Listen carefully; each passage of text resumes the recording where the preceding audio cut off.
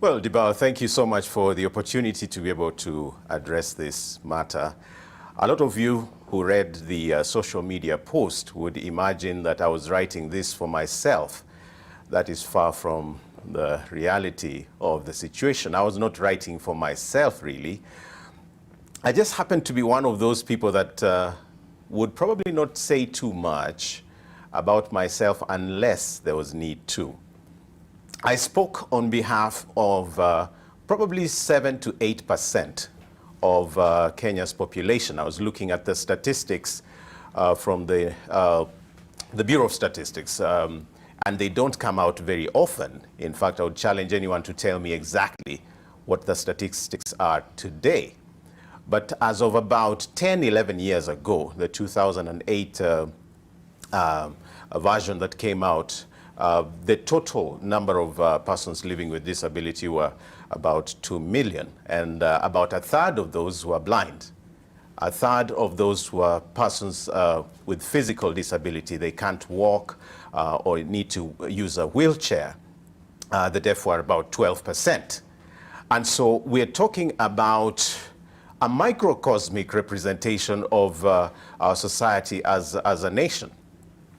But the statistics are not important. It is who we are as a people that is critical and is food for dialogue, food for thought this morning. It is who we have been, who we are now, and who we might continue to be unless something changes. We have a major crisis, and it's fired by a number of things. One, it's fired by attitude, the attitude that we have as Kenyans to persons living with disability. The attitude, is so bad that, like I said in the article, for me, I can talk, I can articulate myself, but many times when people talk to me, they talk to me through another person. They address me through somebody else. Tell him I have said hi. That's what I said in the article. Tell him I love his music. And I'm right next to them. So they're telling my wife, who is next to me, to tell me. What is the assumption? I cannot see, and therefore I also cannot hear. That cannot be changed by throwing money at the problem. We would just have to change the way we relate to people. And I said in the article that if I, for example, went to a bank or to an office and there was only one seat and I walked in with my wife or daughter, I'm standing here at the podium, but it will be assumed that to be blind is also to be incapable of standing. And so they'll say, I should have the seat. And if I'm saying, I don't want to sit, I want my wife to sit. I want my daughter to sit. Or I want this old lady to sit. The old lady or my wife will be assumed to be a little unkind because they wouldn't let me have the seat. And so what drives, what fuels that? It's an attitude. It's something we have learnt. And so I'm saying that you cannot solve that by policies and constitutional legislations and say all are equal and all that. You cannot solve the problem by that. And worst of all, you cannot solve it by allocating a budget. We just have to go back to the drawing board. As a people, the foundational issues of life are not money solved or resource solved. They are value-based. And so when I come to aspects such as employment and so on, and I look at how people hire people in this country, of course my story may sound sad, but there are people going through worse. I know several people that cannot, in fact, get a job because they're physically challenged, because they're deaf. What do you do to that? What do you do about that? I can get a job, I can employ myself because, you know, I'm a fighter, I'm a go-getter somehow. But no matter how much I've been a go-getter myself, I still get discriminated against. And I've talked about my political ambition in Vihiga County. I made it to the ballot. By the way, the news media in this country hardly focused on me. The first blind person to actually make it to the ballot box running for gubernatorial office in Vihiga County. And so you go in already disadvantaged. And the rhetoric does not get any better because your opponents use your handicap to gain votes. It is the order of the day. And so when I came out and said that it is sometimes assumed that we can do this stuff to persons living with disability and they will not even know it. And it goes beyond stereotyping. And it is all the way to the church. That's what I wrote. I'm a musician. I have, 25 albums to my name, but I live like a pauper. Oh. It is the truth. I've been recording my music since 1987. And I have young musicians coming in around East Africa and so on who will walk into this country and go to a large church in Nairobi, and they'll be paid 200,000, 300,000, to take care of their affairs. And never mind, they come in singing on a CD. So I walk in with my Sifa voices, 27 persons, and give a show, a musical show, for 2 hours. Not singing on a CD, I'm playing with a band. And the same church that gave 300,000 will give me 20,000. I'm older, by age. I'm older in the industry. I have a live band. So I come to think, is it because they think I have so much money? No, they've made me poor.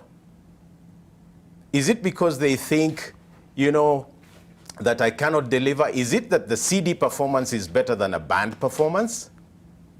And I say this to the church's shame. I'm a Christian, but I'm embarrassed. And when I raise the issue, what happens? They tell me, Ruben, you're becoming money-minded. That is what we're talking about. And to the political elite that are untouchable, unreachable, I don't blame the people in office, but the in-betweens. I've tried to reach the deputy president. I can't. I've tried to reach Mama Rachel. I've written it in the article there. I can't. Because the in-betweens tell me, 1, that I'm calling the wrong number, and 2, that they don't know who Ruben Kigame is. Rachel knows me. The deputy president knows me. I have tried to reach President Uhuru. Being at State House twice, singing, he has told me, Ruben, you need to come, let's sit down and have a chat. Because he appreciates what I do. Can I reach President Uhuru? Everybody else can. With all the funny reasons. I can't. Because a blind man does not just see a president. And so I had a bus project. I was trying to raise money to buy a bus for my band. I cannot even get any of these people because I am hampered, literally. Because in this country, you see, to raise money, you need somebody in the executive, I guess. And so, can I just sit back there as Ruben and say it will be business as usual? No, it cannot be business as usual. I'm qualified in media. I have been in the media for 19 years. Worked with Royal Media when they were starting, when the government was shutting them down. I volunteered time there. I did jingles for them. Have I ever been paid a single cent? No. If they have paid me anything and they used my jingles for a long time, produce the receipts. Nothing. And I have worked and I have gone to school. My master's degree is in journalism and media studies. Who in the media even knows that? Who?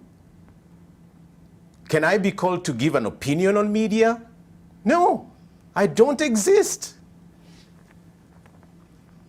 And so I come to this dialogue with that story, but it is the story of everybody else. How many governors, how many MPs, how many CEOs have chosen to have their offices on the top floor of a building that has no lift and no ramp? So how do people with physical disability get to that office or receive any service? These matatus that you see driving, the Matatu Owners Association, to your shame, I'm asking, how does someone with a wheelchair, unassisted, get onto your matatus? It's embarrassing. The architects that we have in this country go to work, they go to school, they know what is right, they still will construct buildings without access. That is what I'm talking about. Is it that we don't know? No, we know. We know. But we pretend that it's not important. And so I stand here today, incensed, of course, you may say, having been denied opportunities, even, in media and in Christian organizations and, name it. In schools, I'm a trained teacher. And I can tell you, even though I'm pursuing my PhD now, I still see hell. And so come to the allocations now, the resources. If anyone can produce a receipt of money they have given to Reuben Kigame to go to school, let them stand up today. Even the help that I received, I paid to the last cent back. I don't owe help anything. Did somebody give me that money? No. And so I drive a car as a musician in a country where celebrities come up in 1 year and they have the latest car.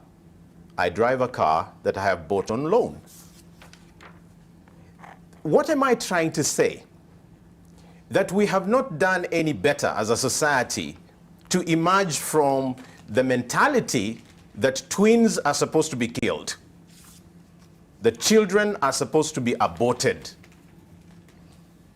That persons with disabilities are supposed to be hidden because they're a curse.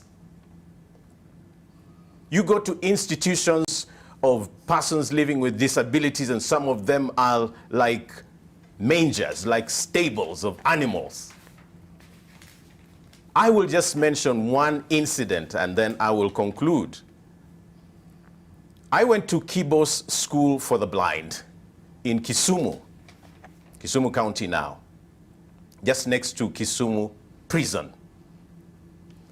Now, it was a great time there. I went there recently as a guest of honor and I really just cried out. Right across from the gate of Kibo's School for the Blind. Today, Anyang' Nyong'o, you can challenge me on this. The MPs in the area challenge me on this. Right across from the gate is a big factory that has been constructed there. Sugar, paper, and all that. And all the dust and the debris and the pollution and so on affects those children. Every day, they wake up to polluted air. They are at school, they wake up to noise from factories. right at the gate. So I'm asking, which idiot went to put up a factory in front of a school? I guess it can happen because it's for a school for the blind. When you do books, you send books to schools. Do you even think about putting those books in Braille, Ministry of Education? Do you know that that school has a secondary section that has no braillers? Is this rocket science? With, MCAs in place, with members of parliament in place, with a county government in place? Who even knows that Thika High School for the Blind, where I went recently, the 2 domes burnt? Does the media know that? It's not important. It's not important. So I'm here to ignite a national conversation. I don't want to hear about theories. I don't want to hear about whether I'm human or not. I am. I stand here asking what went wrong with this country. So I close by saying, you walk today whole, okay, you have your nice office, you have everything going for you. Are you aware that everything could change in an instant and you become maimed? Are you aware? Are you aware that you could have a road accident today and you will need to board a vehicle or a matatu? And so as you occupy your big offices, whatever it is, whether you're in architecture, whether you are in licensing, whether you are in statistics, whatever it is, whether you're an MP, a senator, whatever you are, you have a responsibility. Tomorrow you could be maimed. Tomorrow you might need a white cane and tap around like a blind man. You might need Braille. And we'll be kind to teach you. But for now, Kenya, I think we just need to wake up and do what is right, because we cannot pretend for long. What's 7 to 8% of a population? Right now I have to pay fees for a child that is blind. Why do I have to do that? Why do I have to do that? In a country with a council of persons living with disability? Why do I have to do that? Why do I have to pay for my PhD from my pocket with a council like that? And all I hear is we don't fund beyond undergraduates. Do you even fund the people with disability with undergraduate, really? Do you have allocations? What is going on? So what is harder? To do a master's and a PhD, or to do a diploma? And so we have reverse thinking. Just like we have reverse thinking in everything. We pay MPs more than doctors. Why? We pay MPs more than security officers who are out there in the cold every day. If they are not there, you will not live. The doctors, the nurses. Thank you. And I could go on. You can see I'm incensed. I can see. But thank you for this opportunity. I just hope we can really ignite a national conversation. Thank you. Thank you. Thank you.